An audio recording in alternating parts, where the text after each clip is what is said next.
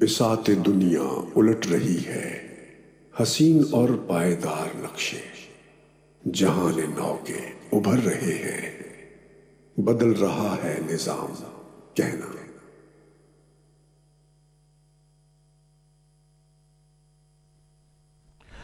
بسم اللہ الرحمن الرحیم۔ السلام علیکم ورحمۃ اللہ وبرکاتہ۔ ناظرین، ہم پروگرام عصر حاضر کے ساتھ ایک مرتبہ پھر آپ کی خدمت میں حاضر ہیں۔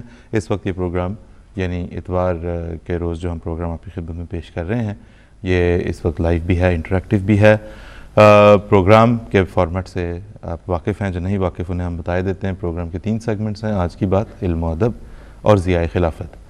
آج کی بات میں ہم کسی نہ کسی کنٹمپریری ایشو کے اوپر، کسی نہ کسی ایسے مسئلے کے اوپر جو ہمارے معاشرے میں ہمارے ارد گرد موجود ہے، اسے زیادہ تفصیل سے سمجھنے کی کوشش کرتے ہیں، اس سے وابستہ جو چیلنجز ہیں انہیں دیکھنے کی کوشش کرتے ہیں، اور پھر یہ دیکھنے کی کوشش کرتے ہیں کہ ہمیں اس سلسلے میں کیا رہنمائی حاصل ہے، کیونکہ اللہ کے فضل سے خلافت احمدیہ کی شکل میں ہمارے پاس جو تعلیم ہے، اسلام کی جو خوبصورت تعلیم ہمارے پاس ہے، کوئی مسئلہ، ہمارا اس بات پہ یقین ہے اور ایمان ہے کہ دنیا کا کوئی ایسا مسئلہ نہیں ہے جس کے لیے کہ رہنمائی ہمارے پاس قرآن کریم میں موجود نہ ہو، اسلامی تعلیمات میں موجود نہ ہو۔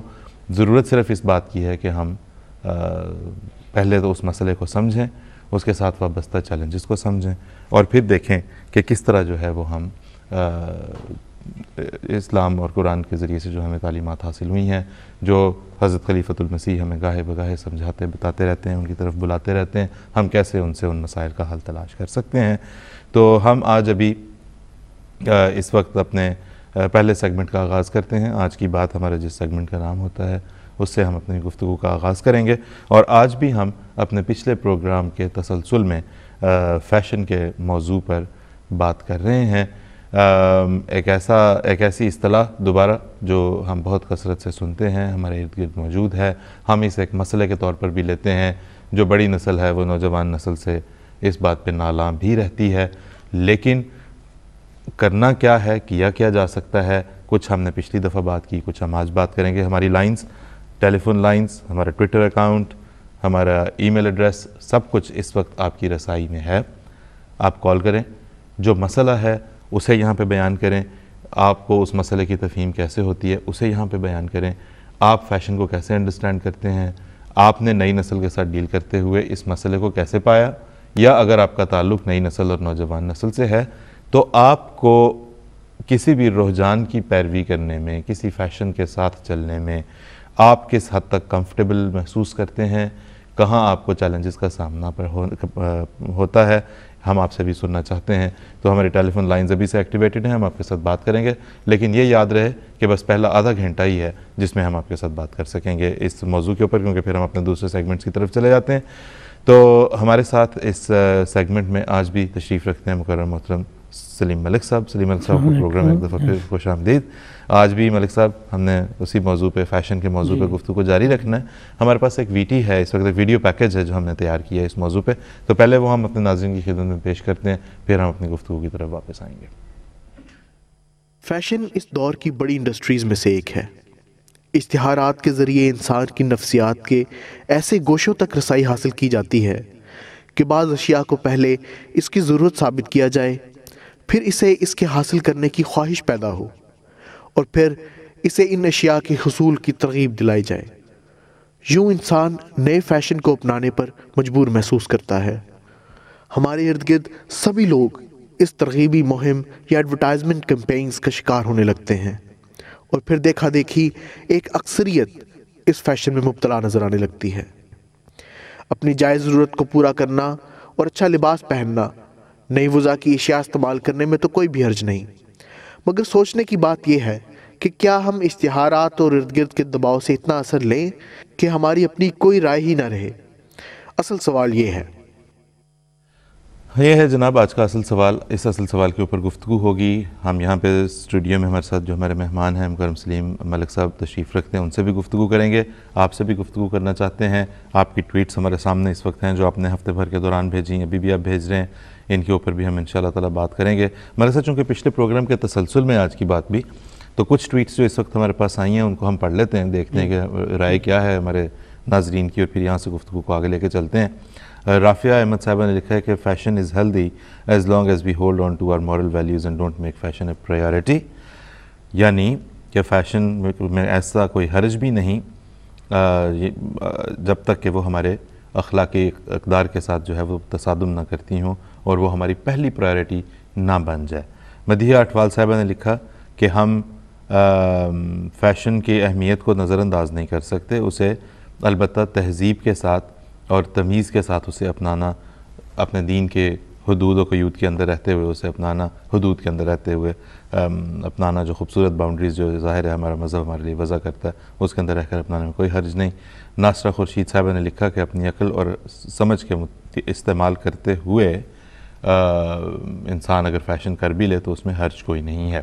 تو اس میں ملک صاحب آج جب ہم یہ اس موضوع پہ گفتگو کا جب اپنی آغاز کرتے ہیں تو ہمیں بتائیں فیشن ہمارے معاشرے میں خاص طور پہ ایک بڑی نیگیٹو ٹرم کے طور پر لیا جاتا ہے، اور کسی کے بارے میں یہ کہا جائے کہ بڑا فیشنیبل ہے تو یہ بھی بڑی تو کیا یہ واقعی اتنی نیگیٹو اصطلاح ہے یا کیا ہے؟ کیا یہ اصطلاح جو ہے ہمارے کیا کہتے ہیں معاشرے میں، وہ تو آپ نے صحیح فرمایا کہ یہ اصطلاح نیگیٹو طریقے میں استعمال ہوتی۔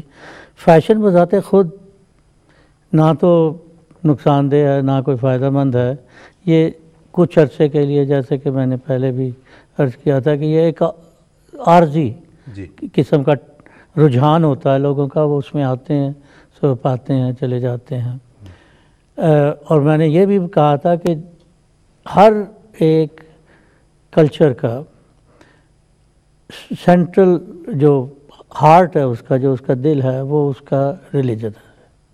اس کی گائیڈنس کے بغیر کوئی کلچر نہیں چلتا، اور اگر کوئی فیشن آئے گا بھی تو وہ ہمارے ود ان دا لمٹس، جو کہ ہماری لمٹس ہیں مذہب کی، ان کے اندر رہے گا، اس کے باہر نہیں جا سکتا۔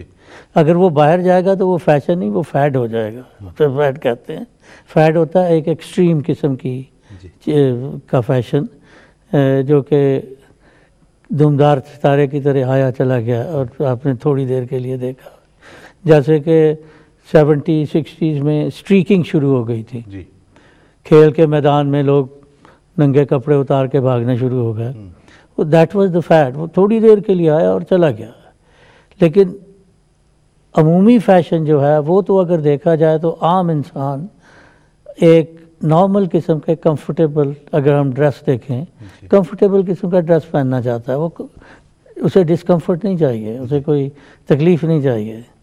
اور جو بزنس مین ہے یا کوئی کام کرنے والا دفتر میں ہے تو وہ زیادہ کرے گا تو ٹائی لگا لے گا، اور یہ اس کا زیادہ سے زیادہ فیشن ہوگا۔ اسے ہم کہتے ہیں ٹریڈیشنل فیشن۔ اور جیسے کہ میں نے پہلے کہا تھا کہ یہ جو سوشیالوجسٹ ہے اسے اینٹی فیشن کہتے ہیں۔ خیر جو بھی لفظ استعمال کر لیں ڈسٹنکشن کے لیے، کوئی بات نہیں، لیکن کوئی بھی فیشن اگر آئے تو وہ اس کلچر کے اندر کبھی بھی پاپولر نہیں ہوگا جب تک کہ وہ اس کلچر کی نارمز جو ہیں، جو کہ میں نے کہا تھا کہ اس کی بنیادی جو اقدار ہیں ان کے اوپر پورا نہیں اترتا، وہ فیشن چل ہی نہیں سکتا۔ اگر ایک آدھ آدمی ڈیئر کرے گا اسے کرنے کی بھی تو وہ اتنا ناپسندیدہ سمجھا جائے گا کہ وہ اسے خود ہی چھوڑ دے گا۔ تو انہوں نے ٹھیک فرمایا جنہوں نے یہ کامنٹس دیے ہیں کہ ہر فیشن جو ہے آپ کی اپنی اقدار کے مطابق اس میں ڈھال کے پھر آپ کر سکتے ہیں۔ بعض ایسے ہیں فیشن کے جو کہ نام کے ساتھ چلتے ہیں، مثلا ہم کہتے ہیں کہ سپورٹس ویئر، شوز اور کپڑے جو ہیں، نائک کا نام جو ہے، نام بہت چلتا ہے۔ اب جب تک نائک کا اگر نام لکھا ہوا تو وہ فیشن ہے، یہ قطع نظر اس کے کہ وہ ہے کیا، یا کوئی بھی نام، دوسرے بڑے نام، ٹی شرٹ آپ نے پہن لی یا کچھ بھی، وہ فیشن ہاؤس کا نام اگر لکھا ہوا ہے اس پہ تو وہ بذات خود آپ کے لیے فیشن ہے۔ بالکل۔ لیکن جب یہ فیشن گلوبلائز ہوتے ہیں، دنیا میں مختلف جگہوں پہ چلے جاتے ہیں تو اتنے ہی وہ کم ہونا شروع ہو جاتے ہیں۔ جیسے کہ اگر یہ تھرڈ ورلڈ کنٹریز میں چلے جائیں، ہمارے غریب ملکوں میں چلے جائیں، تو وہاں پہ یہ فیشن اس وقت پہنچے گا جب کہ بہت کم لوگ استعمال کر رہے ہوں، جب کہ یہ ان ملکوں میں ختم ہو رہا ہوگا. جی مثلا لیکن یہ ابھی جب آپ یہ بات کر رہے ہیں بڑی اپنے خوبصورت بات کی، مطلب مٹیریل کسی چیز کا بڑا معمولی سا ہوگا لیکن اس کے اوپر ایک کوئی ٹک کا نشان یا کوئی ایک جو ہے وہ 3 پتیوں والا پھول یا کوئی ایسی چیز بن کے کوئی بڑا نام جس کے اوپر لکھا ہو، اس سے اس کی قیمت کہیں کی کہیں چلی جاتی ہے. ہمیں یہ بتاتے چلیں کہ اس حد تک بلائنڈلی فالو کرنے کا رجحان بالخصوص ہماری نوجوان نسل کے اندر بھی، اب تو خیر دوسری لوگوں میں بھی نظر آتا ہے، بڑی عمر کے لوگوں میں بھی نظر آتا ہے، کہ ایسا بھی کیا ہوا کہ مطلب کیا تسکین ہے جو اس سے ملتی ہے کہ آپ ایک بڑے نام کے پیچھے چلیں. مثلا یہ کہ میں بہت ساری مثالیں ایسی ہیں، ان کی پھر نقلیں بنتی ہیں، ان سے ملتے جلتے نام بنتے ہیں. کیا تسکین ہے جو مل رہی ہوتی ہے اس کو فالو کر کے؟ حقیقت یہ ہے کہ فیشن کے ساتھ ساتھ میڈیا کا رول بہت بڑا ہے. جی پاور آف پرسویشن جسے کہتے ہیں، وہ کسی کو کنونس کرنے کے لیے کہ یہ تمہارے لیے اچھا ہے. جی مثلا مردانہ کپڑے آپ دیکھیں گے، اس میں ہمیشہ یہ امپلیکیشن ہوگی کہ اگر یہ تم نے پہن لیا تو تم بہت پاپولر ہو گئے، یا تم بہت ایک جسے کہتا ہے کہ طاقتور انسان سمجھے جاؤ گے، ہرکولیس سمجھے جاؤ گے، حالانکہ وہ اس کے ساتھ کچھ بھی نہیں ہوتا. اسی طرح عورتوں کا ہے، ان کی پرفیومز ہیں. پرفیوم میں کیا ہوتا ہے؟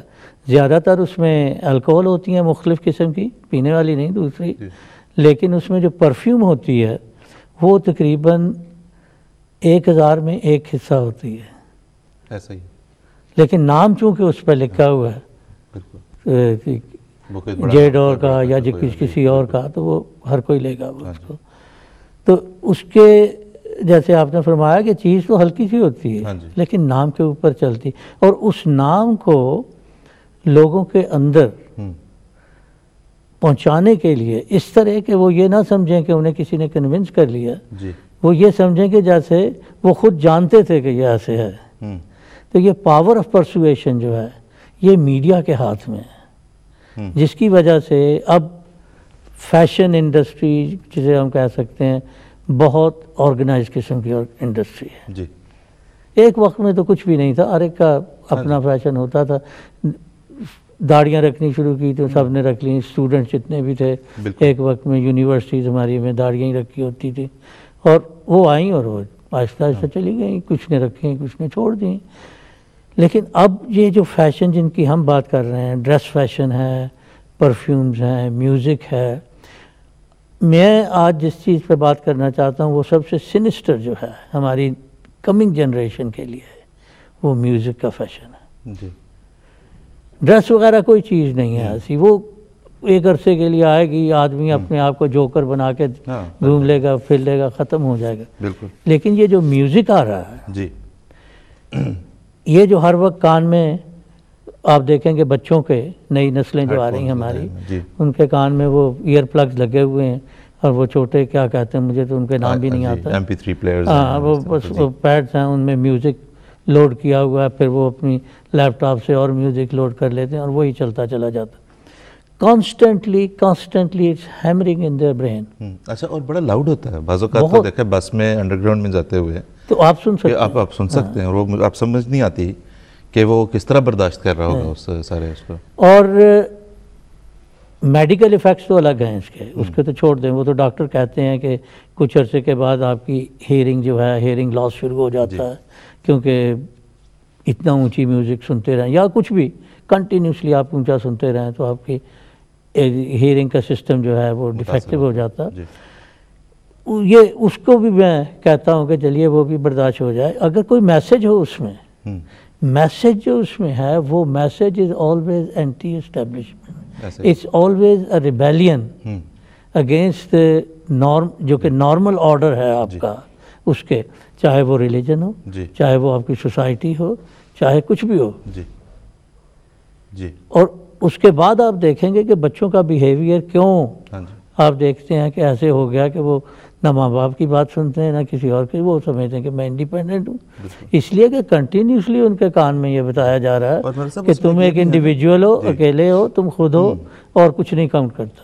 اچھا، اس میں جس طرح آپ نے کہا کہ ایک تو یہ کہ چلیں اس میں کیا سنا جا رہا ہے، کوئی میسج ہو، کچھ چلیں بندہ کہتا ہے کوئی اچھا اچھا پیس آف لٹریچر ہی گایا ہو, کوئی اچھی پوئٹری گائی ہو, کوئی اچھا چلو انسٹرومنٹلی اس کے اندر اچھا ہو کوئی, لیکن یہ ہے کہ کم از کم اس میں اس کے ساتھ یہ بھی تو ہو نا, کم از کم یہ جو نوجوانوں کے لیے خود جج کرنے کی بات ہے کہ ہر چیز کا ایک وقت, ایک حد مقرر ہونی چاہیے کہ یہ کام میں نے اس وقت کرنا ہے.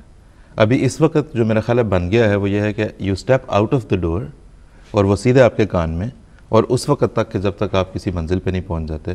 تو اس کا مطلب یہ ہے کہ کوئی بھی کام جو ایسا کیا جا رہا ہے جس کی کوئی حدود قیود نہیں ہے وہ یقیناً آپ کے لیے نقصان دہ ہوگا.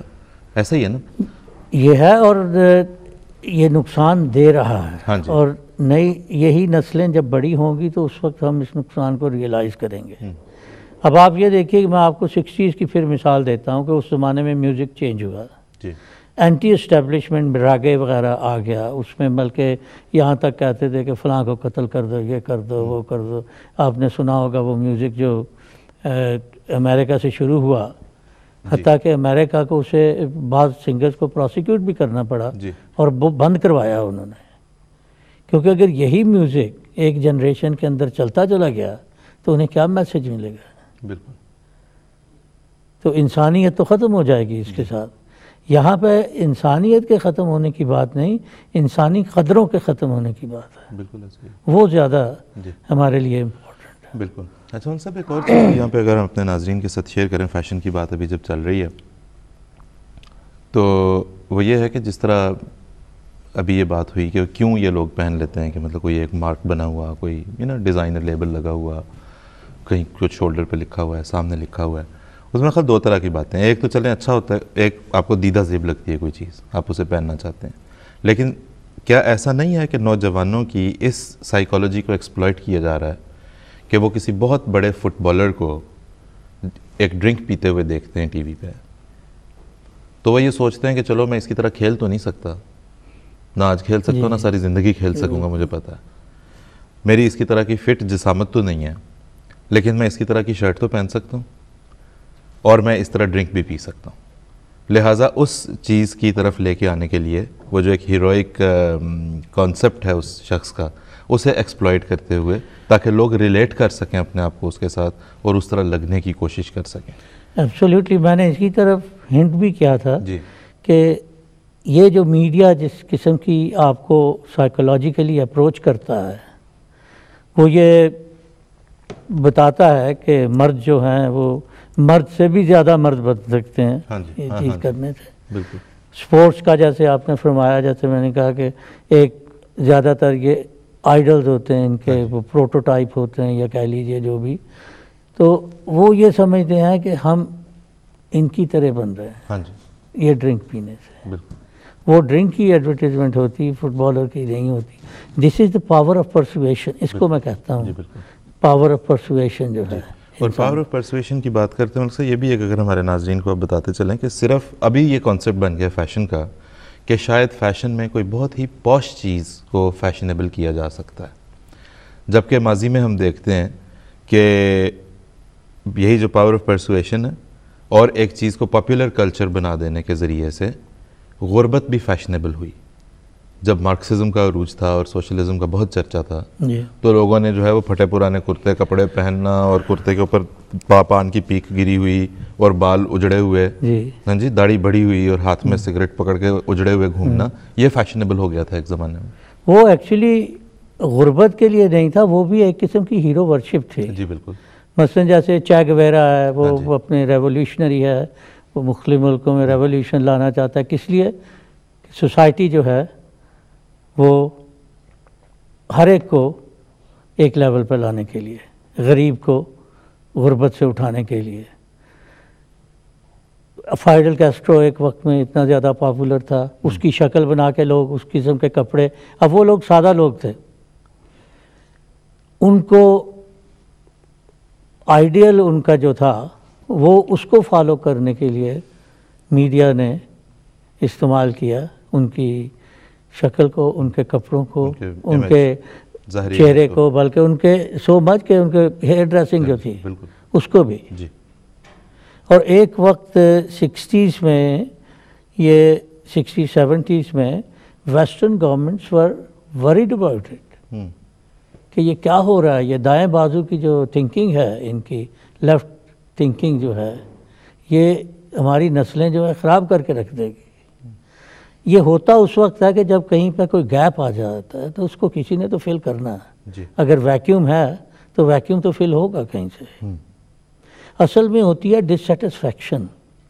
اس سوسائٹی میں اس وقت ڈسسیٹسفیکشن تھی because of this bipolar society and cold وار.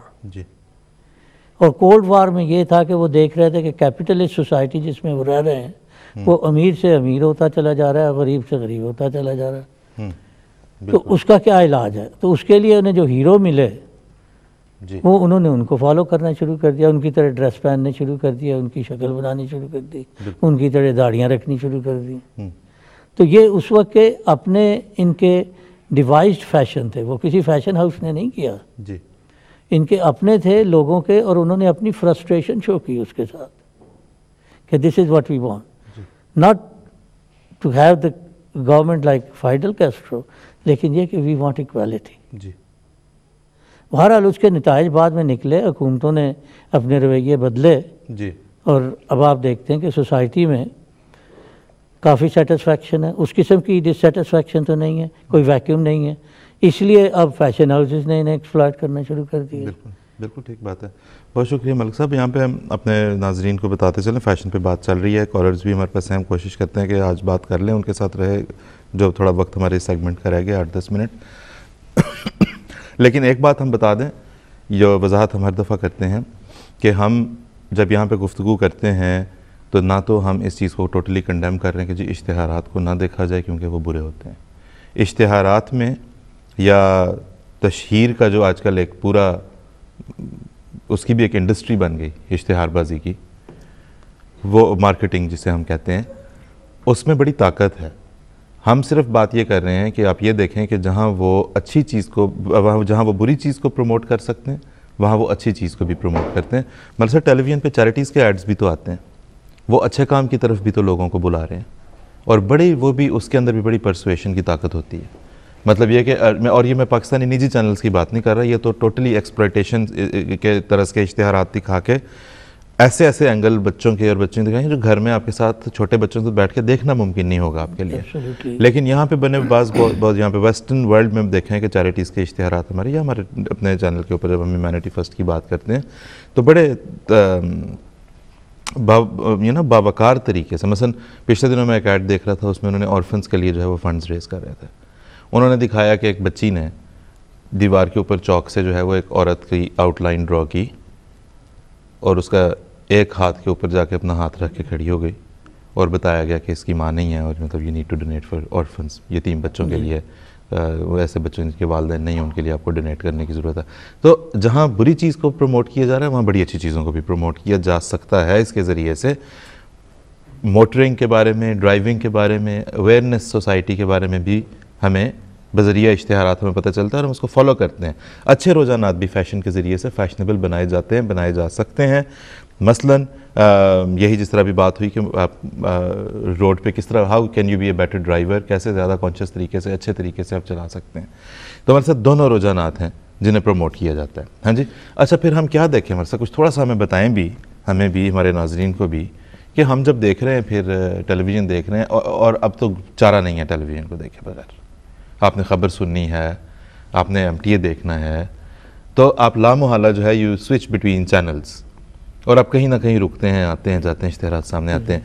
فیصلہ کیسے کیا جائے, بڑی نسل چھوٹی نسل ریگارڈلیس, ہم کیسے فیصلہ کریں؟ ہاں ہر طرف سے اشتہار آ رہے ہیں. مشکلات ہیں اس میں, مشکلات تو ہیں. سب سے بڑی مشکل یہ ہے کہ بچوں کو شروع سے اتنا ان کے اندر ڈرم کیا جا رہا ہے, اسکول سے بھی ہر طرف سے, کہ تمہاری سوچ جو ہے وہ انڈیپینڈنٹ ہے.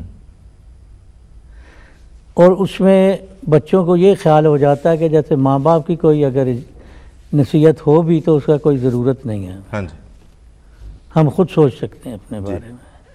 اگر میں کسی بچے کو کہوں کہ بیٹھو دیکھو یہ پروگرام آ رہا ہے ہمارے MTA پہ, راہ ودا آ رہا ہے, اور کیا کہتے ہیں افتاح کا پروگرام آ رہا ہے کہ مختلف قسم کی پرابلم جو ہیں ان کا حل کیا, تو وہ 2 منٹ بیٹھ جائیں شاید میری خاطر, لیکن یہ کہ پھر اٹھ کے کسی اور بہانے کہیں اور چلے جائیں گے، یا جا کے تو اپنی لیپ ٹاپ کی اس کو سوئچ آن کیا اور جو دیکھنا چاہتے ہیں وہ دیکھنا۔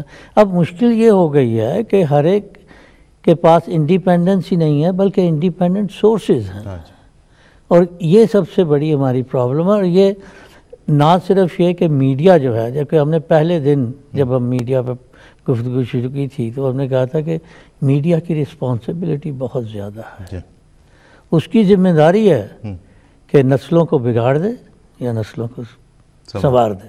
بالکل بالکل ایسا ہی ہے۔ آخر پہ میں یہی کہوں گا کہ ہمارے پاس تو ریموٹ کنٹرول ہے، ہم اسے سوئچ آف کر سکتے ہیں۔ جی اب جیسے میں نے بڑے غور سے دیکھا ہے پاکستانی چینلز جو ہیں عام، ان کے پروگرام چاہے ڈراماز ہوں، یہاں کے پروگرام، یہ معاشرہ جو ہے ان ملکوں کا اتنا سلجھا ہوا بھی ہے اور میچور بھی ہے کہ ان کے ڈراماز وغیرہ جتنے بھی ہوتے ہیں اس میں کوئی نہ کوئی میسیج ہوتا ہے اچھا۔ ہمارے ڈراماز جتنا بھی ہیں، میں نے جتنے دیکھے پاکستان کے، ہو سکتا ہے میں نے صرف وہی دیکھے ہوں، لیکن یہ کہ ان میں ڈومیسٹک وائلنس اتنا زیادہ ہے، اور جسے کہتے ہیں کہ سیکس ڈسپیرٹی اتنی زیادہ ہے کہ مرد جو ہے وہ خدا بنا بیٹھا ہے، وہ مجازی تو کم کہتا ہے، خدا زیادہ، اور بیوی کا جو حشر کرنا چاہتا کر رہا ہے، ایسا ہی ہے، بالکل۔ اور اسے ہم سمجھتے ہیں کہ ان ایکسیپٹیبل ہے، لیکن عام آدمی جو وہ پروگرام دیکھ رہا ہوگا وہ کہے گا کہ ان کا معاشرے کو یہ ریفلیکٹ کر رہے ہیں نا۔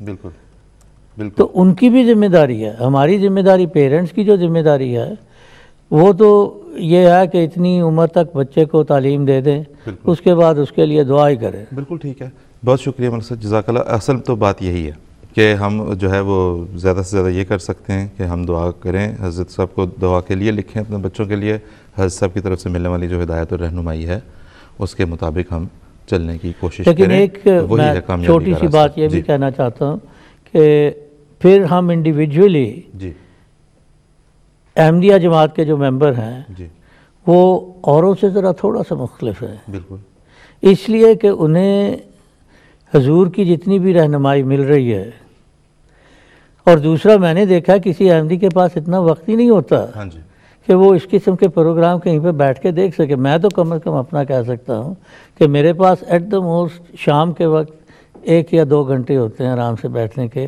کچھ ریلیکس کرنے کے لیے، ورنہ میرے پاس سارا دن مصروف ہوتا ہے، اور تقریباً ہر ایک کا یہی حال ہے۔ یا نہیں ہے تو ہونا چاہیے، یا نہیں ہے تو آئیڈیلی ایسے ہونا چاہیے۔ بالکل، ایک احمدی کے پاس واقعتاً بہت خوبصورت بات کی، ایک احمدی کے پاس تو اتنا وقت ہونا ہی نہیں چاہیے کہ وہ فضولیات میں اسے ضائع کر سکے بیٹھ کے۔ بہت شکریہ مت سے، جزاک اللہ، بڑی خوبصورت گفتگو آپ نے کی۔ ناظرین، ہم اپنے کالرز کے بات کرنے لگے ہیں، اس سے پہلے ہم اپنی گفتگو یہ جو اشتہارات سے متعلق، فیشن کی پروموشن سے متعلق کیسے فیصلہ کیا جائے، فیصلہ ہے تو مشکل بھائی، لیکن تھوڑا سا یہ دیکھ لیں، اس چیز کو ذہن میں رکھیں کہ ٹی وی پہ آپ کو جو کچھ دکھایا جا رہا ہے وہ ماڈلز ہیں، وہ حق سچ بات آپ سے نہیں کر رہے، وہ اپنا پروڈکٹ کو سیل کر رہے ہیں۔ اس لیے اس بات کی تسلی کر لیں، ہم آزماتے چلے جانے کے باوجود جو ہے وہ چیزوں کے ٹریپ میں، چیزوں کے جال میں پھنستے ہیں، گرتے ہیں۔ آپ کو پتہ ہے کہ جو رنگ گورا کرنے کی کریم میں جو ماڈل آ رہی ہے وہ ہمیشہ سے اس کا رنگ گورا تھا، اس کریم نے کچھ اس کا نہیں کیا، اس نے کچھ نہیں کرنا۔ بال اگر گرنے شروع ہو گئے ہیں تو گر کے ہٹیں گے، بال اگر سفید ہونے شروع ہو گئے ہیں تو سفید ہو کے ہٹیں گے، چہروں پہ اگر جھریاں پڑنی شروع ہو گئی ہیں تو وہ پڑنی ہی پڑنی ہیں۔ کوئی اگر یہ دعویٰ کر رہا ہے کہ جی ساری عمر آپ سپک اینڈ سپین سکن کے ساتھ زندگی گزار دیں گے، ایسا ہونے والا نہیں ہے۔ حقیقت پسندی کے ساتھ اگر ٹیلی ویژن کو دیکھا جائے، اشتہارات کو دیکھا جائے، تو یقیناً آپ ایسی چیزوں کی طرف بلا جواز ارریشنلی کم از کم نہیں بڑھیں گے۔ تو کم از کم اتنا ہم معیار طے کر لیں کہ ہم نے کسی چیز کے لیے اگر پرسویڈ ہونا ہے تو کم از کم ریشنلی پرسویڈ ہونا ہے، بالکل اندھا دھند اس جال میں جا کے نہیں گر جانا۔ خالد اختر صاحب یو کے سے، السلام علیکم ورحمۃ اللہ۔ جی خالد اختر صاحب، السلام علیکم ورحمۃ اللہ۔ یہ جو میں نے جو آپ کا پروگرام دیکھ رہا ہوں جی، اس پروگرام سے جو میں نے اندازہ لگایا ہے کہ یہ ایک قسم کی ماڈرن بت پرستی ہے۔ پہلے زمانے میں بت سامنے رکھ کے لوگ بت پرستی کرتے تھے، ٹھیک ہے، اور شرک کرتے تھے۔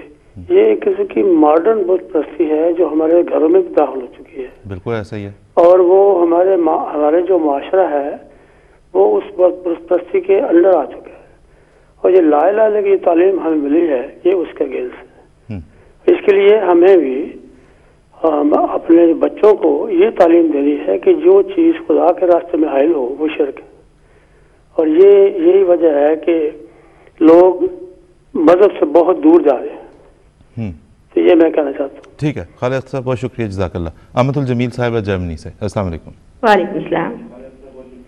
جی السلام علیکم. وعلیکم السلام. ٹیلی ویژن کی آواز بند کر کے احمد الجمیل صاحب جلدی سے پلیز. جی مجھے یہی کہنا ہے کہ سب سے بڑی چیز تو ہمارے پاس خلیفہ وقت کا ایک ایسا بابرکت وجود ہے. بالکل. ہمیں رہنمائی کے لیے کہیں دور جانا ہی نہیں پڑے گا. بالکل ایسا ہی ہے. اور فیشن پرستی کی اس دور میں ہماری نوجوان نسل کچھ اس طرح ہی آگے نکل چکی ہے، خاص کر لباس کے طور پہ جو فیشن اختیار کیا جاتا ہے وہ فیشن نہیں بلکہ وہ ان کے شخصیت کو بگاڑنے کا ایک طریقہ ہے. ٹھیک ہے، بالکل ایسا ہی.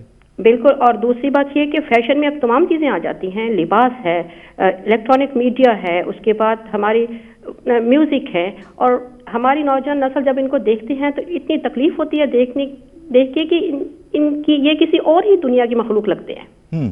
ٹھیک ہے، ہاں جہاں پہ وہ بالکل ایک ایکسٹریم پہ چلے جاتے ہیں. بالکل ٹھیک بات آپ نے کی احمد الجمیل صاحب، جزاک اللہ، بہت شکریہ. سدرۃ المنتہا صاحبہ پاکستان سے. جی السلام علیکم. وعلیکم السلام. جی سب سے پہلے تو میں پیارے رسول کی خدمت میں سلام پیش کرنا چاہوں گی، اور اس کے بعد یہ کہ جو آج کا ٹاپک ہے آپ کا، اس کے لیے میں ایک شعر پڑھنا چاہوں گی پہلے کہ ہر ایک نیکی کی جڑ یہ اتقا ہے، اگر یہ جڑ رہی سب کچھ رہا ہے. تو جیسے ہمارے موجود اسپیکر نے ابھی مہمان نے یہ بات کہی کہ ریموٹ کنٹرول تو ہمارے ہاتھ میں ہے، کہ اگر جو ہماری یہ برائیاں جو ٹی وی پہ دکھائی جا رہی ہیں یا جو ہماری سوسائٹی میں یہ برائیاں دکھائی جا رہی ہیں تو اس کو قبول کرنے والے یا اس کو جو ہے وہ ریجیکٹ کرنے والے تو ہم خود ہیں. بالکل ایسا ہی ہے، بالکل ایسا. بہت شکریہ. اسی طرح جیسے حضور اقدس جو ہیں وہ اپنے بات میں فرماتے ہیں عملی اصلاح کی طرف ہمیں انفرادی اور اجتماعی طور پہ توجہ دینی چاہیے. تو یہ سب کچھ ایک سائیکل ہے کہ عملی اصلاح جو ہے چیز کی روٹ ہے. جب تک ہم اس چیز کو جو ہے وہ اس پہ عمل نہیں کریں گے، بالمعروف نہیں عن المنکر کی جو تعلیم ہے اس پر عمل نہیں کریں گے، تب تک ہمیں جو اچھی یا بری چیز دکھائی جا رہی ہے ہم اس میں ڈفرینشیٹ نہیں کر سکیں گے کہ یہ چیز ہمارے لیے اچھی ہے کہ بری ہے. بالکل ٹھیک، بہت شکریہ، آپ کا میسج پہنچ گیا، بہت اچھی بات، جزاک اللہ. جس طرح سلیم ملک صاحب نے بھی کہا، آپ نے بھی کہا، ریموٹ ہمارے ہاتھ میں ہے، اختیار ہمارا اپنا ہے، فیصلہ ہمارا اپنا ہے، وہ ہمیں سوچ سمجھ کے کرنا ہے. نوجوان نسل ہو، بڑی نسل ہو، جو کوئی بھی ہو، بلا تخصیص آج کل اتنا کچھ اس چھوٹی سی کھڑکی میں سے جسے ہم ٹیلی ویژن کہتے ہیں یا انٹرنیٹ کہتے ہیں، اتنا کچھ ہمارے پاس آ رہا ہے کہ ہمارے لیے فیصلہ کرنا مشکل ہے. یہ ایک چیلنج ہے، لیکن خدا کی دی ہوئی عقل سے، خدا کی دی ہوئی رہنمائی سے جو خلافت احمدیہ کی شکل ہمارے پاس موجود ہے، ہم نے فیصلہ کرنا ہے، خود فیصلہ کرنا ہے. اس کے ساتھ ناظرین ہم اپنے اس سیگمنٹ کے اختتام کو پہنچیں. کچھ ٹویٹس ایسی ہیں یہاں پہ جنہیں پڑھنا ضروری ہے، ہم کوشش کریں گے پروگرام کے آخر پہ پڑھ دیں. بہرحال اس وقت سلیم ملک صاحب ہمارا سیگمنٹ اپنے اختتام کو بہت شکریہ، آپ تشریف لائے. انشاءاللہ تعالیٰ اگلے پروگرام میں بھی ناظرین اپنی اس گفتگو کو جاری رکھیں گے. اشتہارات ہمیں کیسے ٹیمپٹ کرتے ہیں، مارکیٹنگ کس طرح سے ہمیں اپنے جو ہے وہ ہمیں لگام ڈال کے ہمیں اپنی مرضی سے کس طرف کو چلانے کی کوشش کرتی ہے، اس موضوع کے اوپر ہم مزید تفصیل کے ساتھ بات کریں گے. ایڈورٹائزمنٹ سائیکالوجی کیا ہوتی ہے، وہ ہمیں کس طرف لے کے جانا چاہتی ہے، اگلے پروگرام کی آج کی بات میں انشاءاللہ اس موضوع پہ بات ہوگی. ابھی یہ سیگمنٹ اپنے اختتام کو پہنچا. اگلا سیگمنٹ ہمارا ہوتا ہے علم و ادب، جس میں ہم جماعت احمدیہ کی علمی ادبی خزائن میں سے کچھ نہ کچھ آپ کی خدمت میں پیش کرتے ہیں. ایک قطرہ اس سمندر میں سے آپ کی خدمت میں پیش کرتے ہیں. تو آج ہم اب اپنے سیگمنٹ کا آغاز کرتے ہیں. پہلے دیکھتے ہیں ایک ویڈیو پیکج اور پھر اپنی گفتگو کو جاری رکھیں گے. نوجوان کسی بھی قوم کے لیے ریڑھ کی ہڈی کی حیثیت رکھتے ہیں. نوجوانوں کی سوچ کی سمت درست ہو تو یقین کیا جا سکتا ہے کہ قوم درست رستے پر رواں دواں ہے. اسی لیے حضرت مسلم موعود رضی اللہ عنہ نے فرمایا کہ قوموں کی اصلاح نوجوانوں کی اصلاح کے بغیر نہیں ہو سکتی. حضور رضی اللہ عنہ نے اس نظریہ کو صرف بطور نظریہ پیش نہیں کیا بلکہ نوجوانوں کی اس اصلاح کے لیے وہ اقدامات کیے کہ اپنی مثال آپ ہیں. حضور نے نوجوانوں کی روحانی اور اخلاقی تربیت کے لیے ایک مجلس خدام الاحمدیہ کے نام سے قائم فرمائی. تمام خلفاء اپنے اپنے وقت میں جماعت کے نوجوانوں کو جو نصائح فرماتے رہے وہ مشعل راہ کی شکل میں محفوظ کیے جا رہے ہیں. ناظرین ہمارا اپنا اگلا سیگمنٹ ہم شروع کرتے ہیں. علم و ادب. ہمارے ساتھ اس وقت مہمان ہمارے اسٹوڈیو میں تشریف رکھتے ہیں مکرم محترم نصیر حبیب صاحب. نصیر حبیب صاحب السلام علیکم ورحمۃ اللہ. ہم نے ابھی ویڈیو پیکج میں دیکھا سنا نوجوانوں کی اہمیت کیا ہے کسی بھی معاشرے میں، کسی بھی جماعت میں، وہ جماعت احمدیہ ہو، ہم دنیا کی بات کریں، جو نوجوان نسل ہوتی ہے وہ ریڑھ کی ہڈی کی حیثیت رکھتی ہے، اس نے پورے معاشرے کو تھاما ہوتا ہے، اس کو قائم رکھنے کے لیے جو ہے بہت بڑا کردار ادا کرتے ہیں. لہٰذا آج جو ہم بات کر رہے ہیں ابھی نصیر حبیب صاحب، اسی کانٹیکسٹ میں ہم اس کا تعارف چاہتے تھے مشعل راہ کے نام سے، جو خلفاء کے ارشادات کو محفوظ کیا جا رہا ہے، کیونکہ خاص فوکس ظاہر ہے ہمارے نوجوانوں کی پرسنالٹی گرومنگ کے اوپر ہمیشہ سے رہا ہے، اور ظاہر ہے رہنا بھی چاہیے تھا، ہے بھی. اللہ کے فضل سے بہت خاص توجہ ہمیں حضرت امیر المومنین کی بھی نظر آتی ہے اس چیز کے اوپر. مشعل راہ کیا ہے، خدا ملمدی اس کا تعلق، نوجوانوں سے کا تعلق کیا ہے، کیا اہمیت ہے، ہمیں کچھ بتائیں. بسم اللہ الرحمن الرحیم. اصل میں مشعل راہ جو ہے وہ ایک امید کی کرن ہے، ایک شمع ہے جو کنفیوژن کے اندھیرے میں ایک جلائی گئی ہے. اور حضرت خلیفۃ المسیح ثالث فرماتے تھے جب بھی مجھے ہوتی ہے، میں کسی وجہ سے کچھ مجھے ہوتا تو یہ مجھے ڈھارس میری بندھاتا ہے. اور یہ وہ خطبات ہیں حضرت صاحب کے جو آپ نے 1938 میں خدام الاحمدیہ مجلس تعامل الاحمدیہ قائم کی، تو اس کے بعد آپ نے خطبات دیے، کیا دیکھنا چاہتے ہیں، وہ کیا کس طرح نوجوانوں کو تربیت کر. بہت بڑا مشن تھا کہ ہم نے اسلام کو اس کی پھیلانا ہے، اس کی اسپرٹ کے ساتھ، اس کا اصل چہرہ قرآن کا اصل چہرہ. تو اس کے لیے نوجوانوں کو تیار کرنا، اس کے لیے انہوں نے میسج یہ دیا. حضرت صاحب جیسے کہ پیشگوئی کے مطابق وہ ذہین و فہیم تھے، مسئلے کی تہہ تک پہنچتے تھے، وہ کرنٹ ہسٹری سے مثالیں دیتے تھے، ماضی کی تاریخ سے مثالیں دیتے تھے، اور وہ یہ بتاتے تھے. جیسے آپ فیشن پہ گفتگو کر رہے تھے تو انہوں نے فرمایا اصل حسن جو ہے وہ اعمال کا حسن ہے، عملوں کا حسن ہے، بالکل کردار کا حسن ہے، عمل کا حسن ہے، نہ کہ لباس کا حسن ہے. اور یہ کس طرح پیدا ہوتا ہے؟ وہ اس طرح پیدا ہوتا ہے کہ جب آپ قرآن کو اپنا منشور بنائیں گے، اور جب آپ استقلال سے اس پہ عمل کریں گے. جب استقلال ایسا ہو کہ اگر کوئی 10 سال میں بھی ایک نماز چھوڑتا ہے تو بات جو ہے وہ غلط ہے، وہ سستی ہے. اور آپ نے یہ فرمایا اس وقت جو 1938 میں ملک اس وقت غلام تھا، تو آپ نے فرمایا کہ یہ غلامی جو ہے اس وجہ سے ہے کہ قومی بددیانتی کی وجہ سے پیدا ہوتی ہے، کردار کے بحران کی وجہ سے پیدا ہوتی ہے، اخلاق کے بحران کی وجہ سے پیدا ہوتی ہے، ان کی جو ڈیلنگ ہے. اور یہ بہت بڑا نقطہ تھا. بڑی ہسٹری کی کتابیں پڑھ کے ہمیں یہ پتہ چلا کہ مغرب مشرق کی جب لڑائی ہوئی ہے اس وقت اسلام اور مغرب کی، اس وقت مغرب کی جو اخلاقی برتری تھی، جو بنیادی کاز تھی، اور آپ نے اس وقت فرمایا کہ یہ ایک ریزن ہے، آپ کو یہ خرابیاں دور. پھر آپ ہسٹری سے مثالیں دیتے ہیں. آپ فرماتے ہیں حضرت طلحہ کی کہ جنگ میں، جنگ احد میں جب تیروں کی بچھاڑ ہو رہی تھی، آپ نے اپنا ہاتھ آگے کر دیا اور سارے تیر اپنے ہاتھوں پہ لیے. تو آپ یہ نوجوانوں کو انسپائریشن دیتے ہیں کہ آپ کے ہاتھ کے پیچھے اسلام کا چہرہ ہے، آپ نے ان کو تیروں کو روکنا ہے. اور لہٰذا یہ مشن جو آپ کے سامنے ہے یہ ڈیمانڈ کرتا ہے کہ آپ سستی چھوڑ دیں، اور جتنے بھی فضول مشاغل ہیں، لغویات ہیں، چھوڑیں، ترک کریں، سیریس ہوں اور مشن کی. اور آپ نے فرمایا جو یہ کہتا ہے نا کہ یہ ذمہ داری مجھ پہ اور اس پہ ہے، یہ غلط بات ہے. ذمہ داری ساری آپ پہ ہے. آپ فیل کریں کہ ذمہ داری مجھ پہ ہے، آپ کا ہاتھ آگے ہے اس وقت، پیچھے اسلام کا چہرہ ہے. تو یہ وہ انسپائریشن دیتے ہیں. وہ آپ فرماتے ہیں ذہانت کیسے پیدا ہوتی ہے؟ ذہانت ارتکاز توجہ کا نام ہے. وہ محبت سے پیدا ہوتی ہے. وہ بعض اوقات سزا کے خوف سے بھی پیدا کی جا سکتی ہے کہ بھئی اگر یہ نہیں، یہ ماں کو کون سکھاتا ہے اس کے بچے سے محبت ہوتی ہے، وہ کس طرح 10 سال کی پلاننگ کا خیال رکھتی ہے، کیوں؟ اس میں محبت ہوتی ہے.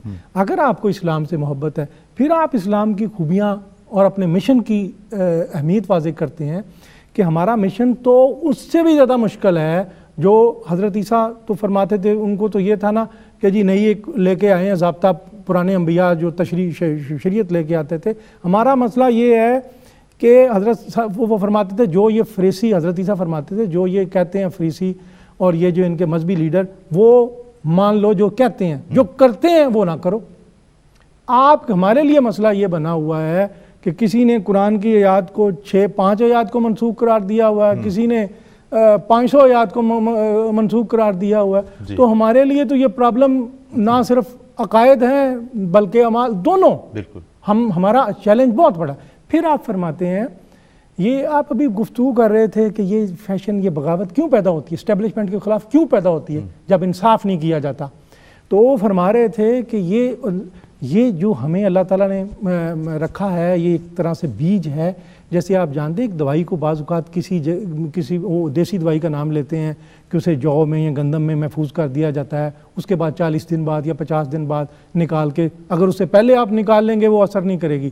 تو آپ کو اللہ تعالیٰ نے اس طرح قرآن کی تعلیم آپ کے اندر سینوں میں دفن کر دی ہے، نسل در نسل، اور یہ کسی وقت کام آئے گی دوائی جب دنیا کو اس کی بڑی ضرورت ہوگی.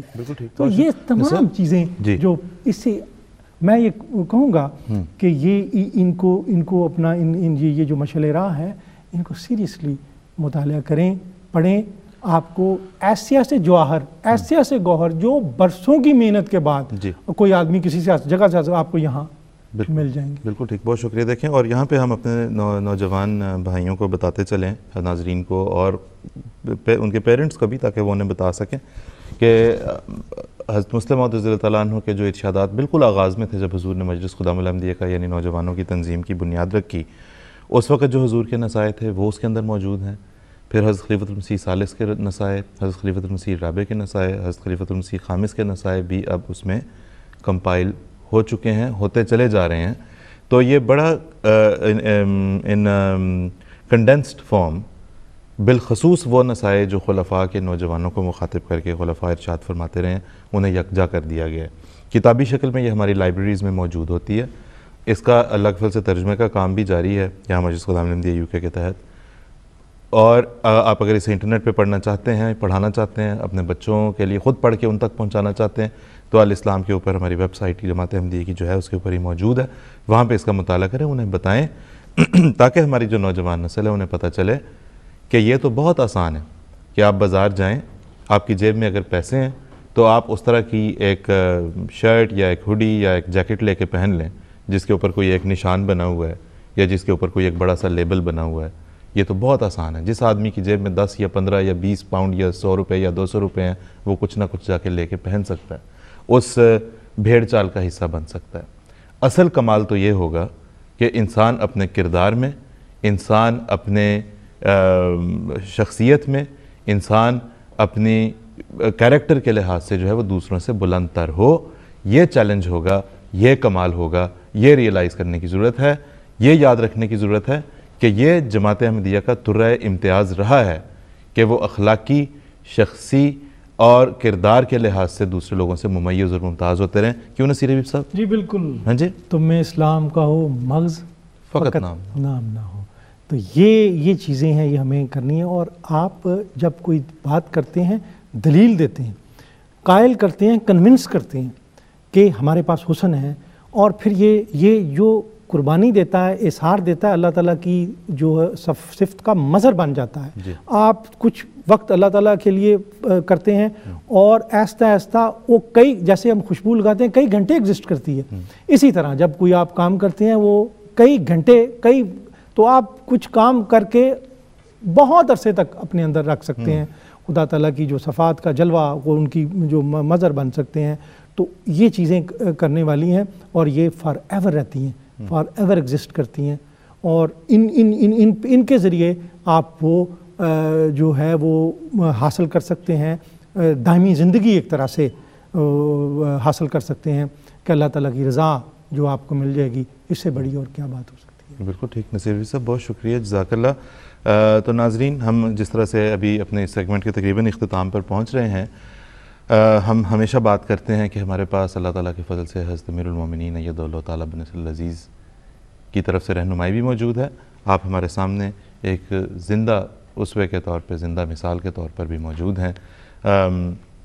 مغربی وضاقتہ کے لباس میں ملبوس نوجوانوں کو حضور دیکھتے بھی ہیں، اس پہ کوئی پابندی کبھی نہیں لگی. لوگ حاضر ہوتے ہیں حضور کی خدمت میں، بڑی محبت سے ملتے ہیں، حضور ان سے بڑی شفقت کا سلوک فرماتے ہیں.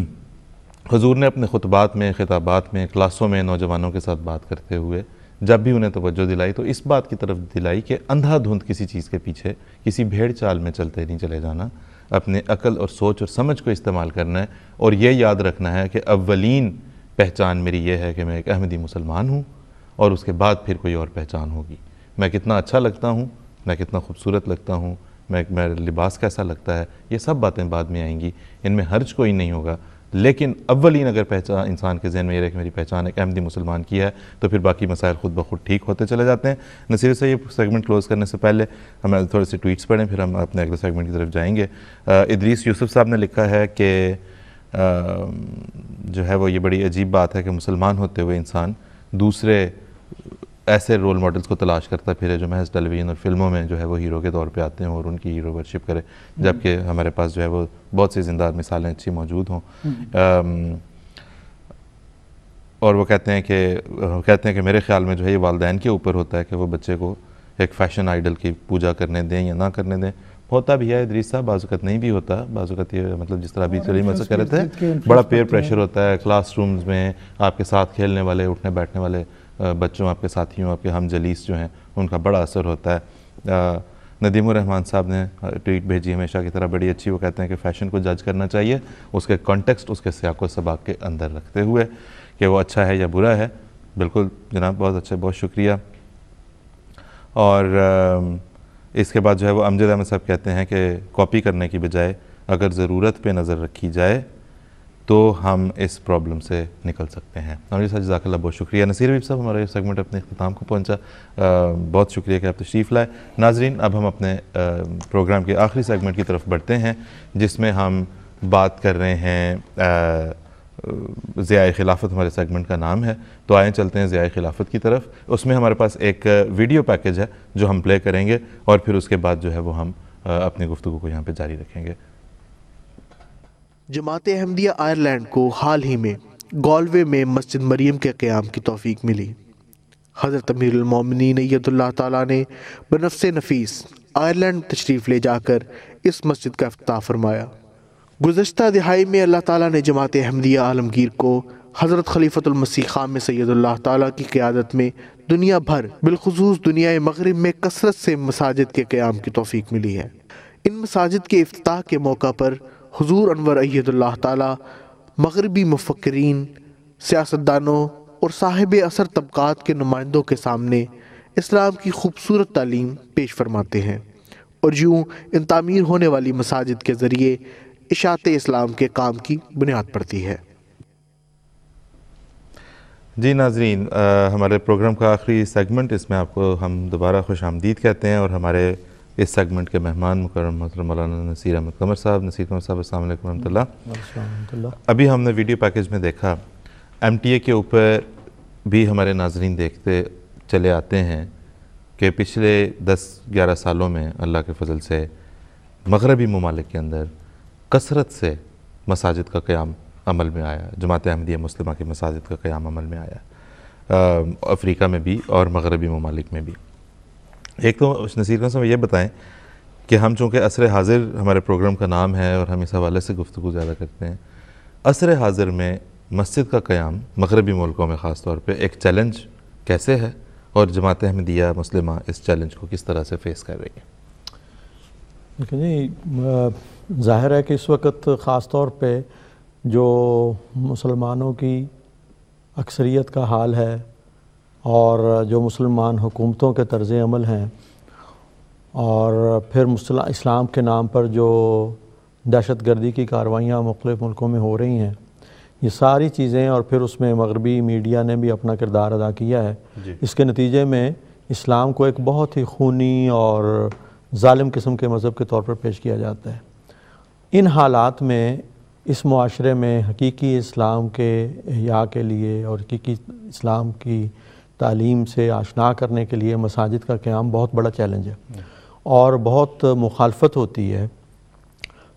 مختلف جس علاقے میں بھی مسجد کے لیے جماعت کی طرف سے کوشش کی جاتی ہے، لیکن یہ اللہ تعالیٰ کا غیر معمولی فضل اور احسان ہے اور اس کے وعدوں کی جو حضرت مسیح موعود علیہ الصلوۃ والسلام سے فرمائے اور بعد میں خلفاء نے بھی ان کی تفصیلات بھی بیان فرمائیں، اللہ تعالیٰ نے ان سے بھی وعدے فرمائے. اور جو اللہ تعالیٰ کا وعدہ ہے کہ میں خلافت کے ذریعے سے دین کو تمکنت دوں گا، ہم ہر روز بڑی شان سے اس کو دیکھتے ہیں. اس معاشرے میں جب جماعت احمدیہ کی طرف سے کسی جگہ مسجد کی تعمیر کے لیے کوشش ہوتی ہے تو ابتدا میں مخالفت ہوتی ہے اس پروپیگنڈے کے نتیجے میں اور ان باتوں کی، ان حرکتوں کے نتیجے میں جو غیر کی طرف سے ہوتی. لیکن جب ان کو بتایا جاتا ہے کہ ہم کون ہیں کیسے ہیں تو اللہ تعالیٰ کے فضل سے رفتہ رفتہ وہی ماحول وہی معاشرہ جو ہے وہ نہ صرف یہ کہ ہمارے ساتھ ہمیں اس بات پہ خوشی کا اظہار کرتا ہے کہ آپ نے مسجد بنائی ہے، بلکہ مسجد کی تعمیر کے بعد پھر غیر معمولی طور پر جس طرح وہاں پہ جماعت کی مساعی کے نتیجے میں ماحول میں ایک انٹیگریشن ہوتی ہے، لوگ وہاں قریب آتے ہیں، محبتیں بڑھتی ہیں، پھیلتی ہیں۔ کبھی حضور نے خطبہ جمعہ میں جو مسجد مریم کا حضور نے دیا اور اس کے بعد پھر اس میں شام کو تقریب ہوئی، اس میں حضور نے ایک بہت خوبصورت واقعہ بیان فرمایا جو جلسے پہ بھی حضور نے بیان فرمایا تھا کہ افریقہ میں ایک مسجد کی تعمیر کے موقع پر جماعت نے ایک عیسائی پادری کو بھی بلایا اور وہ حیران تھا کہ اس نے آ کے کہا کہ میں آپ کی کسی محبت میں نہیں آیا، میں تو آپ سے کوئی تعلق نہیں تھا، میں یہ دیکھنے آیا ہوں کہ وہ کون سے مسلمان ہیں جو اپنی مذہبی عبادت گاہ کے افتتاح کے موقع پر ایک غیر مسلم کو بلا رہے ہیں۔ اور وہ کہتا ہے کہ جب میں یہاں آیا تو میں حیران رہ گیا کہ صرف میں ہی نہیں، یہاں تو اور بہت سارے مختلف مذاہب کے لوگ ہیں اور وہ بھی ہیں جو خدا کو بھی نہیں مانتے۔ تو مسجد کا کردار تو اسی سے واضح ہو سکتا ہے جو حقیقت میں اسلام کی روح ہے اور جو حضرت مسیح موعود علیہ الصلوۃ والسلام نے اس کو زندہ فرمایا ہے اور اب خلافت کے ذریعے سے وہ دنیا میں قائم ہو رہی ہے۔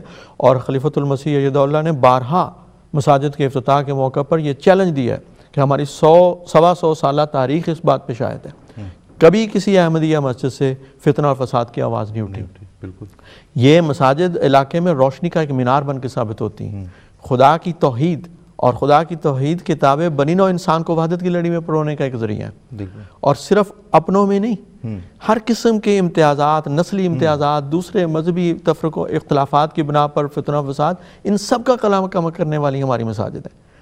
مجھے اس بات سے بات نکل رہی ہے، جب حضور ایدہ اللہ یورپین پارلیمنٹ میں خطاب کے لیے تشریف لے گئے، وہاں پہ لنچ پہ بیٹھے ہوئے تھے تو برٹن کے ایک MEP حضور کے ساتھ تھے، تو وہ ہنستے ہوئے کہنے لگے کہ یور ہولینس بات یہ ہے، اور وہاں پہ وہ ان کی اپوزیشن پارٹی کے بھی تھے لوگ جو وہ بھی بیٹھے ہوئے تھے، کہتے کہ ہم وہاں پہ تو ہاؤس آف کامنز میں اور ادھر کافی لڑتے جھگڑتے ہیں اور ایک دوسرے کے اوپر اعتراض کرتے ہیں، لیکن یور ہولینس آپ کی موجودگی میں اور آپ کے معاملے میں ہم سب اکٹھے ہو جاتے ہیں۔ تو حضور نے مسکراتے ہوئے فرمایا صرف اکٹھے نہیں ہوتے، ایک دوسرے کی تعریفیں بھی کرتے ہیں۔ اور مجھے اس نقطے کا اتنا مزہ آیا، میں بھی اس موقع پہ موجود تھا، میں کہا سبحان اللہ، کس طرح اس کے منہ سے یہ صداقت اس نے اعتراف کیا ہے کہ آج اگر لوگوں کو کوئی اکٹھا کر سکتا ہے تو وہ خلافت کا وجود ہے۔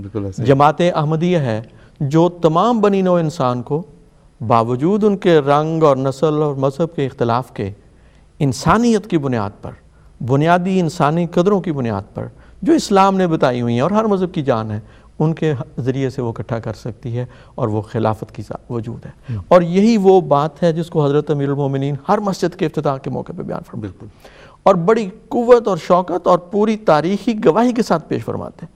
کوئی اور مسلمان لیڈر یہ بات نہیں کر سکتا، کیوں؟ ان کے ساتھ وہ تاریخی شہادت نہیں ہے ان کی مسجدوں میں آئے دن پولیس گھسی ہوتی، ان کی مسجدوں میں آئے دن خبریں آتی ہیں کہ لڑائی جھگڑا ہوا، دنیا داری کے معاملات ہیں۔ مسجدوں کو بھی دنیا داری اور وجاہتوں کے حصول کا ذریعہ بنا رکھا ہے، اور اختلافات کو دور کرنے کی بجائے اختلافات کو بڑھانے کا ذریعہ بنا رکھا ہے۔ جماعت احمدیہ کی مساجد وہ ہیں جہاں پہ سب اکٹھے ہوتے ہیں، اور حضرت امیر المومنین بار بار یہ بیان فرماتے ہیں، اور یہی قرآنی اسلامی تعلیم ہے کہ مساجد کا حق، میں ابھی حضور کے تازہ خطبے سے جو حضور نے وہاں پہ مسجد مریم میں ارشاد فرمایا اسی کا ایک فقرہ کوٹ کرتا ہوں۔ آپ فرماتے ہیں مساجد کا حق اس وقت ادا ہوتا ہے جب اللہ تعالیٰ اور اس کے بندوں کے حقوق صحیح رنگ میں ادا ہوں، اور یہ تمام باتیں کرنے کا حکم ہمیں اللہ تعالیٰ نے قرآن کریم میں دیا ہے، اور ان تمام باتوں کے کرنے کے لیے ہمیں ہمارے آقا و مطاع حضرت محمد رسول اللہ صلی اللہ علیہ وسلم نے بار بار توجہ دلائی ہے اور اپنے عمل اور اسوہ حسنہ سے حقوق اللہ اور حقوق العباد کی ادائیگی کی ہے۔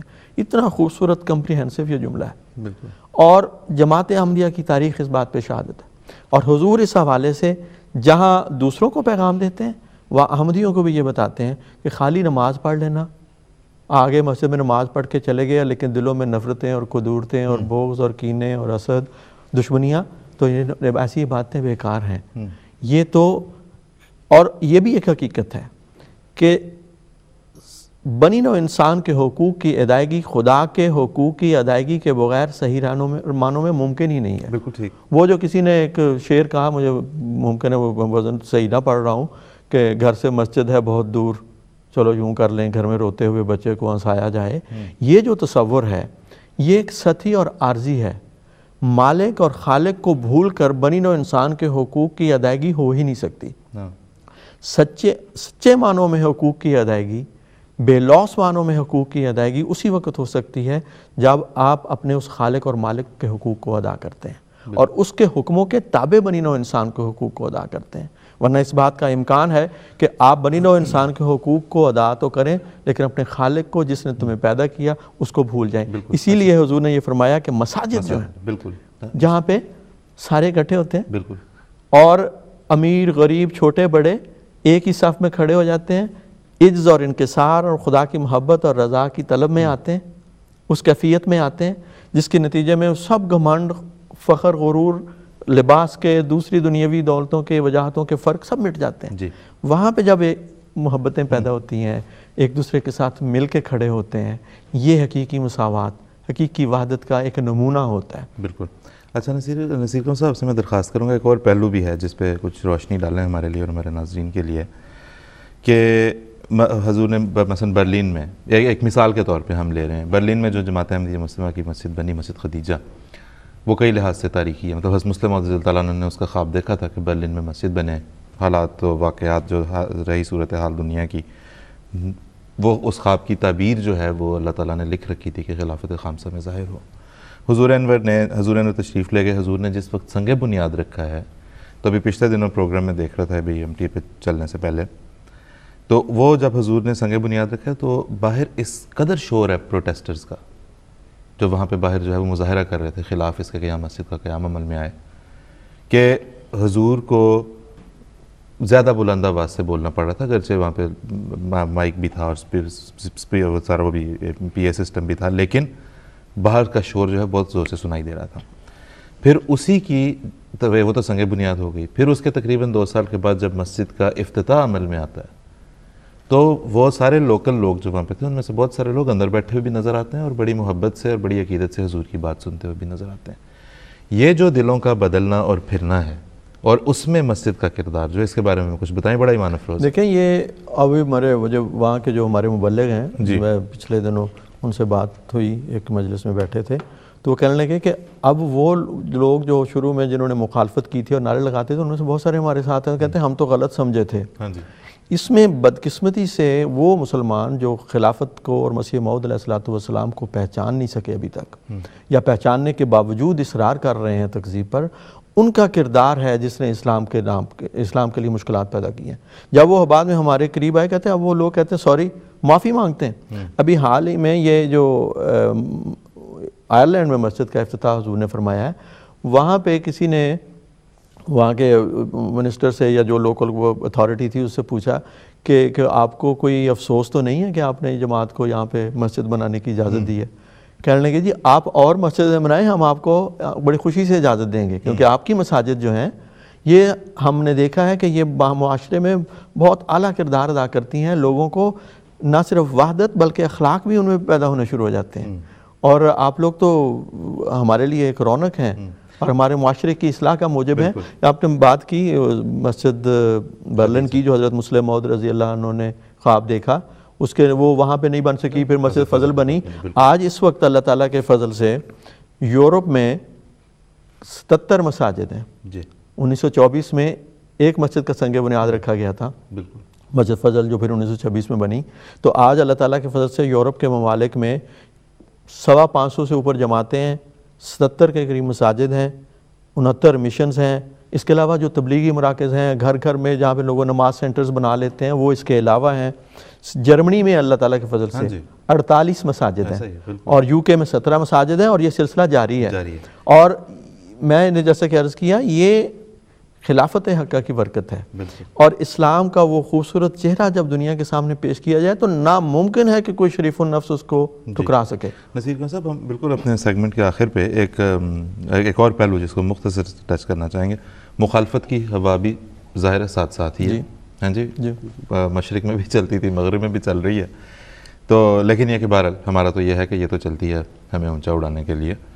اچھا وہ یہ کہتے ہیں کہ تم لوگ ایسی تقریبات کرتے ہو, مہمانوں کو بلاتے ہو, ان کو کھانا وانا کھلاتے ہو تو وہ آ جاتے ہیں, تو اس میں کون سی ایسی بڑی بات ہے؟ لیکن اس میں دیکھنے والی بات یہ نہیں ہے کہ اگر ہم مہمانوں کو بلاتے ہیں, اکرام ضیف کے اس پہ سنت پہ عمل کرتے ہیں اور حکم پہ عمل کرتے ہیں, اور بلا کے کرتے کیا ہیں؟ حضور کے تمام اگر مساجد کے افتتاح کے اگر خطبات نکال لیے جائیں, وہ کیا میسیج ہے جو ہم دیتے ہیں؟ وہ تو پھر انہیں بھی کرنا چاہیے. دیکھیں نا, وہ میسیج تو یہی دیتے ہیں نا کہ یہ ہے حقیقی اسلام کا چہرہ, یہی ہے. اور جب دیکھیں قرآن کریم نے ایک بڑا خوبصورت نقطہ بیان فرمایا ہے. اللہ تعالیٰ نے فرمایا کہ کفار نے کہا کہ تم تو تھوڑے سے ہو, کہاں ہے غلبہ آپ کا؟ تو حضرت صلی اللہ علیہ وسلم کو اللہ تعالیٰ نے یہ فرمایا کہ آپ یہ کہیں افلا یرون ان نات الارض ننقصها من اطرافها. سوسائٹی کے اطراف اس کے اشراف بھی ہوتے ہیں اور اس کے عوام الناس بھی ہوتے ہیں. ہم دونوں قسم کے لوگوں کو تاکہ یہ پیغام پہنچا کے تو اسلام کے حسین چہرے کو دکھاتے ہوئے انہیں اسلام کے قریب کر رہے ہیں اور شکوک و شبہات کا ازالہ کر رہے ہیں, اور اس کے نتیجے میں اللہ کے فضل سے کامیابیاں ہو رہی ہیں. بالکل. اور حضرت صلی اللہ علیہ وسلم کا پیغام جو ہے, اسلام کا جو توحید کا پیغام ہے, وہ دنیا میں پھیل رہا ہے. اور یہ مسجدوں کی تعمیر کوئی معمولی بات نہیں ہے. وہ ملک جو کیتھولزم کا بہت بڑا گڑھ ہے, وہاں پہ ان کا اجازت دینا, اس کو خوشی کا اظہار کرنا, سب کا شامل ہونا, اور یہ اس بات کا اعتراف ہے کہ اسلام ایک عظیم الشان طاقت کے طور پر ابھر رہا ہے. اور جیسا کہ ہم نے کہا, اور خلفاء بار بار اس بات کو فرمایا کہ ہمارا پیغام تو محبت ہے, اور محبت کے ذریعے ہم نے لوگوں کے دل جیتنے ہیں. یہ عمل ہر سطح پہ جاری ہے. نصیر قمر صاحب بہت شکریہ, جزاک اللہ. ناظرین, ہمارا پروگرام کا آخری سیگمنٹ ضیاء خلافت بھی اپنے اختتام کو اس نوٹ کے ساتھ پہنچا. الحمدللہ ثم الحمدللہ, ہمارا دل اللہ تعالیٰ کی حمد اور ثنا سے بھرتا ہے یہ دیکھ کے کہ اس وقت اگر اسلام کا حقیقی پیغام, پرسوں بھی ہم نے دیکھا حضور انور نے جب مسجد کا افتتاح فرمایا, جو خطبہ تھا حضور کا, شام کو جو ریسیپشن تھی اس میں جو خطاب تھا حضور کا, اگر اس وقت کوئی انسان کو سچا پیغام, اسلام کا حقیقی پیغام کوئی پہنچا رہا ہے تو اللہ کے فضل سے وہ جماعت احمدیہ عالمگیر کے امام کے علاوہ اور کوئی دوسرا نہیں ہے. ہم بڑے دعوے کے ساتھ کہتے ہیں, ہم بڑے فخر کے ساتھ کہتے ہیں کہ الحمدللہ یہ اعزاز جماعت احمدیہ کے حصے میں آیا کہ ہم ایک ایسے امام کی تقلید میں ہیں, ہم ایک ایسے امام کے پیچھے چلتے ہیں جو حضرت اقدس محمد مصطفیٰ صلی اللہ علیہ وسلم کے پیغام کو پہنچانے کا عظیم الشان کام جس کے سپرد ہے, اور ہم دیکھتے ہیں کہ کس شان و شوکت کے ساتھ اللہ تعالیٰ انہیں یہ کام کرنے کی توفیق عطا فرماتا ہے. اگلے اتوار تک کے لیے ناظرین اجازت دیجیے. السلام علیکم ورحمۃ اللہ وبرکاتہ.